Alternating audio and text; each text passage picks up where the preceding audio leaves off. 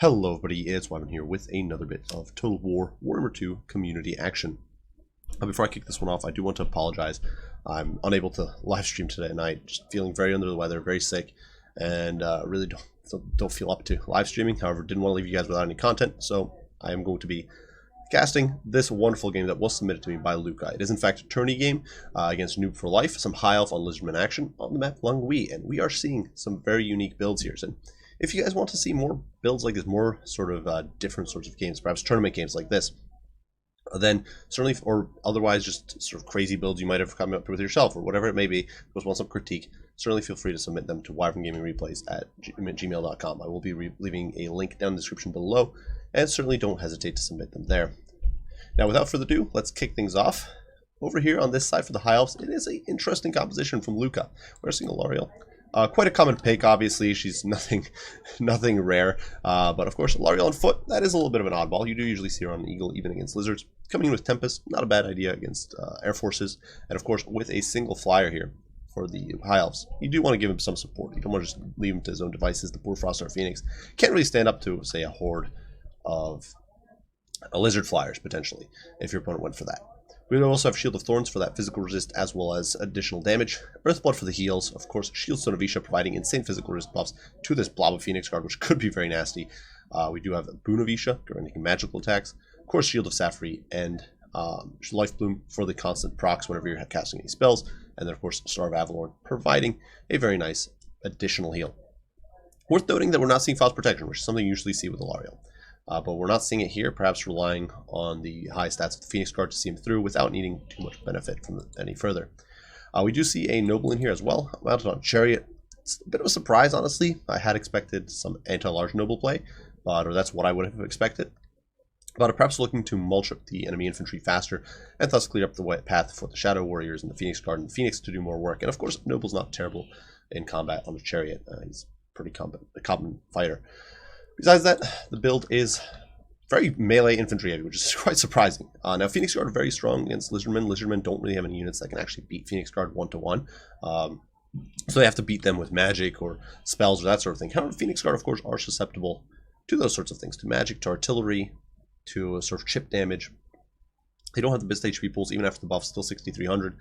That said, Lizards who don't have much magic damage are definitely going to struggle, especially against that 42% physical resist, thanks to L'Oreal. So these guys are almost ethereal tier, or at least like a lower, like a something. They're in line with, say, Doomfire Warlocks for physical resist, which is pretty nice, with L'Oreal nearby. We also have some spears there to provide some additional width. 2 units of Shadow Warriors, providing some Daka. Interesting choice once again. I think I wouldn't necessarily recommend this against Lizards because they don't have AP, but with their stock and decent combat stats, they can at the same time take care of themselves much better than even sisters can't really kite, so sisters are easier to compromise. So perhaps counting on, once again, the Phoenix Guard to do the heavy lifting against large, and finally a Frostheart Phoenix, who is a pretty beefy combatant, has gotten some buffs recently, up to 400 weapon strength nowadays, has this wonderful Blizzard aura, debuffing enemy melee stats by monsters minus 12% weapon damage, and then minus 9 melee attack.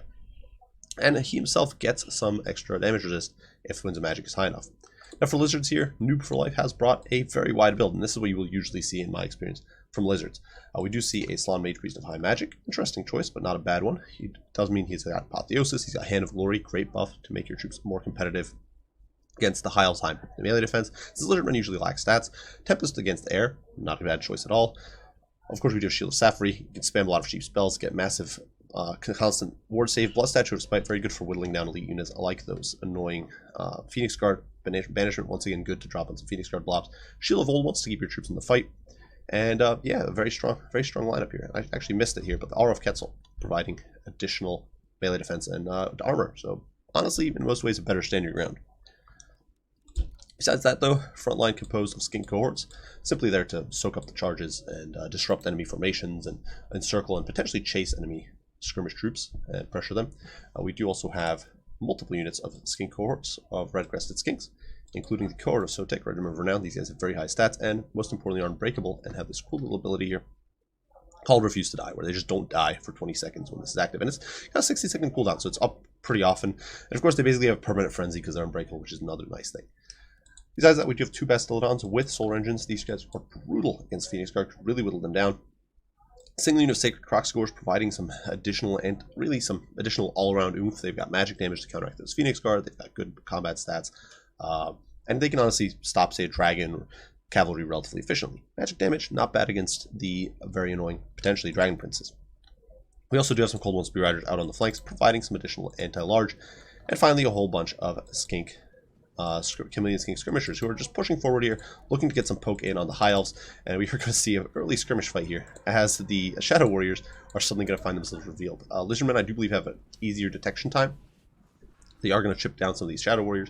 We do see a few of those blowpipes flying into the poor High Elves. High Elves return fire, Shadow Warriors going free fire, and not actually nailing a single model. Chameleon Skinks with their 40% missile resist, soaking the damage better than the Shadow Warriors, who of course don't have that. And they lose 3 models, so not a huge tragedy for either side. Definitely more damage on the Skinks, but no models lost.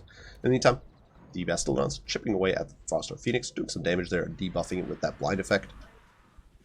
Unfortunately, not going to do a huge amount of damage. It's got 80 armor.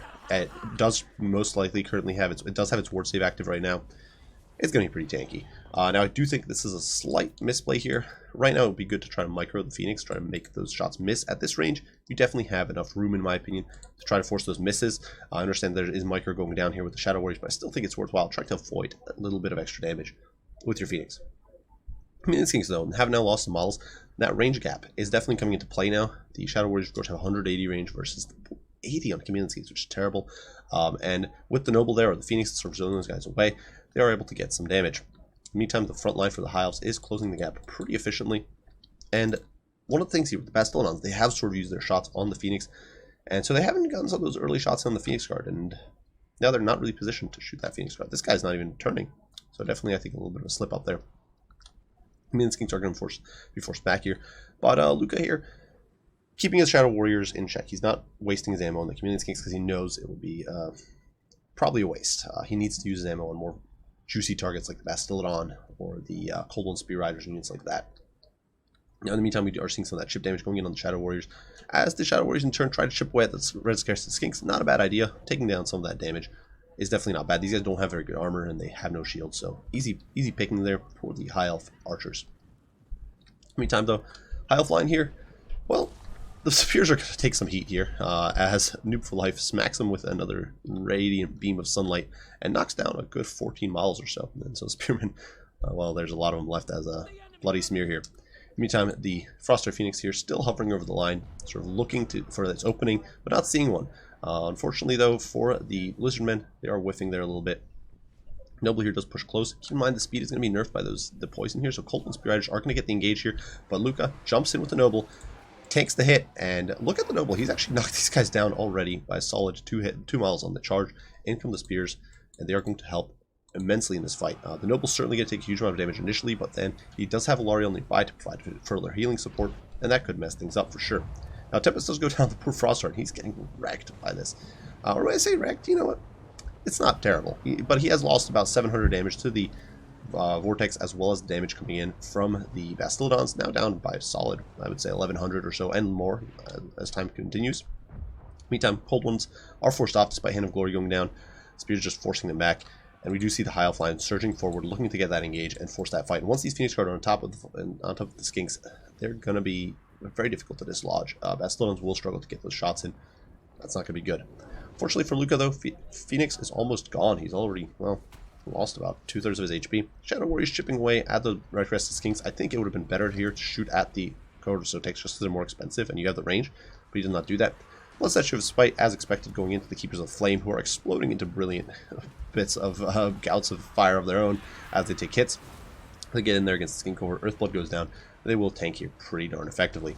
Meantime, Hail of Air Archery Fire going down. While over here on the flank, the Noble clobbers the Cold One Spear Riders with the help of a couple of the Spears, as well as Star of Avalorn, of course. Star of Avalorn being such a huge boost. In the pits, in the meantime, Slann is pushing forward, providing the R of Pretzel as well as the Shield of the Old Ones, and bumping Alariel back a little bit. Phoenix, though, diving in, taking some hits, and trying to bog down the Cold One Spear Riders, and doing his very best. He's trying. And as the Phoenix Guards surge forward, they will be able to support him and start slugging out over here. Bastildon, in the meantime, big misplay here, I think, from the Noob for Life. Throwing it in against the Phoenix Guard, it really needs to be further back, trying to snipe away at these guys, and it's just not happening. Over here, the Croc Scores are going to dive in against the Phoenix Guard. Once again, delayed. The Skinks are gone by now. I don't know why he's not engaging right now with the Red-Crested Skinks. They really need to be going in, surging in to support this large, because alone, the large is screwed. Over here, though, Noble is going to get in on the Bastiladon. Believe it or not, he will actually trade okay here. Banishment, though, does go down, so definitely a good trade, at least a little bit. The Phoenix Guard will not hold well against the Banishment, but unfortunately for Noob for Life, it does meander kind of backwards instead of staying on the Phoenix Guard.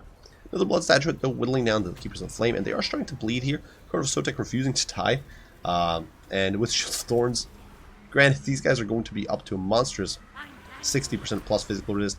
Fortunately, the Frostheart Phoenix almost a goner, and the Slot Mage Priest still in very good shape. So Frostheart Phoenix certainly can be healed a good bit. Of course, Luca probably has a lot of Winds of Magic left in the bank, and still has another Star of Avalorn, but, you know, it is still a lot of healing he's going to have to use. In the meantime, Keepers of Flame here holding the line, but only 40 kills, not the greatest, certainly.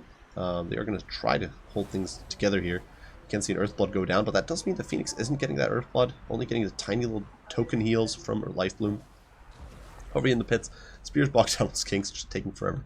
But, you know what? The Sacred Croc Scores have been routed. Phoenix, and I was swiveling back to re-engage upon the Bastiladon, who they should be able to deal with pretty effectively. Unfortunately, Noble, though, who's had quite the rough game. I guess he fought, like, he didn't beat the cold ones, but then kind of had to fight the Bastiladon. He's just had a lot of bad engagements, being forced off here and fleeing for dear life. And the poor Phoenix is not going to last much longer either, down to 230 HP, and then routing. Now, Phoenix Guard here, bogging down the Salon Mage Priest of High Magic, doing a great job. Well, I say great job, but they're getting punted over and forced off. First out of the way of this man, and this chunky Salon is simply going to push through, while the Phoenix Guard are still bogged down on the Skinks, and just kind of tripping over themselves, trying to get at him.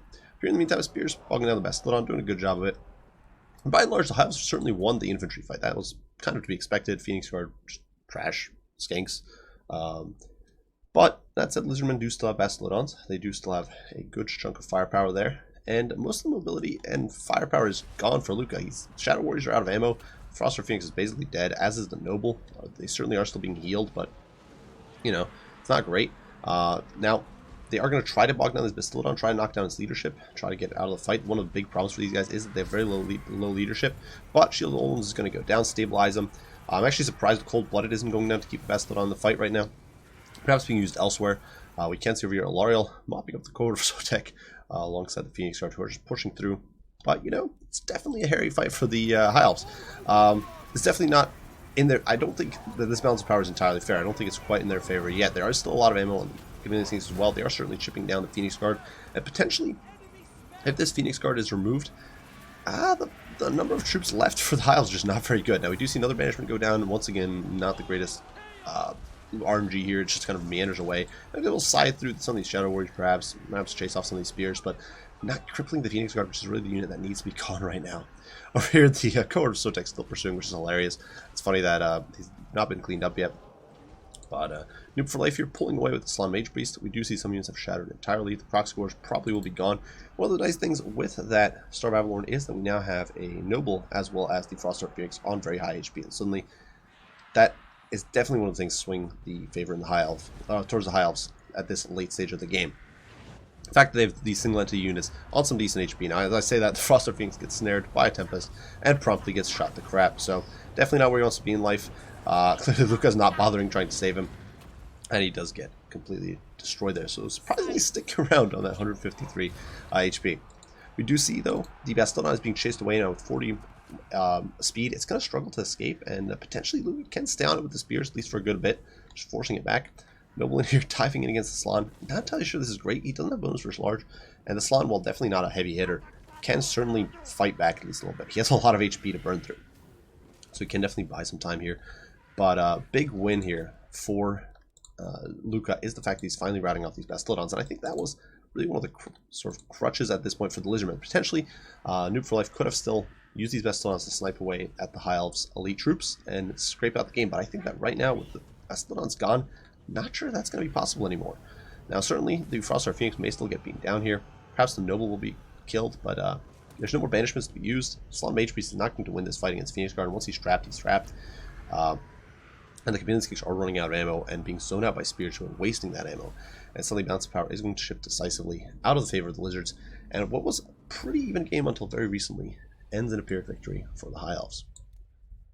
So, for tourney game, obviously keep in mind that tourney restrictions do limit what exactly you can bring. Lizardmen, for example, cannot bring more than 3 dinosaurs, of course.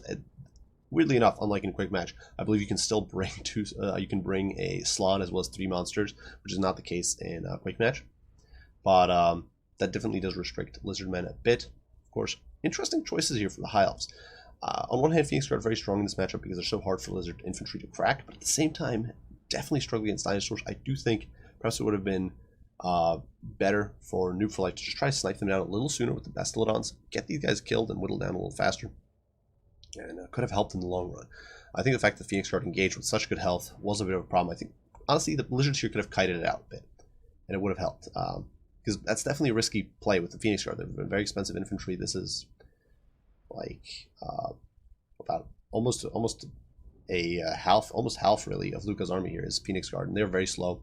And you could definitely kite. Literally every unit here has over 40 speed on the Lizardman roster, except I guess the Slum Mage Beast, but he can hide in the back. So could have easily kited, I think, stalled that engagement. And Luca would have had no choice but to try to engage, and really he didn't have anything to poke down these Bastiladons. The Shadow Warriors wouldn't have been able to do that. So I think allowing that engagement to happen so early, Bastiladons still had over half of their ammo, was I think a misplay on Noob for Life's part, and I think it quite possibly cost them the game. Besides that, there were definitely some other sort of challenges. I think Luca bled a bit of HP early on with his Frostheart Phoenix, which was really painful, I think. The Frostheart Phoenix almost routed off. The fact that it came back was definitely a big game changer. I also think the Noble Chariot choice was a bit odd. The Noble did definitely perform, got 852 kills, which is not bad, and it did slug it out with the Cav, which was definitely not bad either, but at the same time, definitely interesting choice against Lizard with this much Phoenix Guard who can already win the infantry fight pretty effectively. My other critique really would be that would be Noob for Life engaging with Sacred Croc Scores separately from the Skin Cohorts. The engagement was very staggered out. We saw the Skin Cohorts go in, then we saw the Red Crested Skinks go in. The Sacred Croc Scores kind of went in solo. It was a very weird staggered engagement. But really, I think it should have been an all-in and try to get a surround in. It's not like there was much of a backline to protect. It's not like you were really looking to protect these Bastiladons. You could have kept the unit of Spear Riders in the reserve for that. And besides that, just engage with everything here. Gotten the surrounds in, try to bait down maybe the Spearmen to force them off the field, and then leave the Phoenix Guard for later. And I think that might have been a better play. But definitely well played to both players. Definitely some good builds. I think some of these builds here are definitely interesting. I think the choice of Sacred Croc Scores you don't see very often, so definitely cool to see them hit the field. And of course a Slon that's not Slon of Life, also nice to see. And actually paid off really well. Tempest got massive value against that Phoenix. And Hand of Glory definitely helping that low-end Lizardmen stat line compete. As for the High Elves, definitely those Phoenix cards doing work. And Frostheart Phoenix kind of pulling back from near disaster to sort of help with the win. So definitely some cool builds from both players. Hope you guys enjoyed. Hope you had some fun with this tourney battle. Huge thanks to Luca for submitting this game. As mentioned before, if you guys would like to see your own games casted, feel free to submit them to wyverngamingreplays@gmail.com. And I do thank you all for watching, and we'll see you all in the next one. Wyvern out.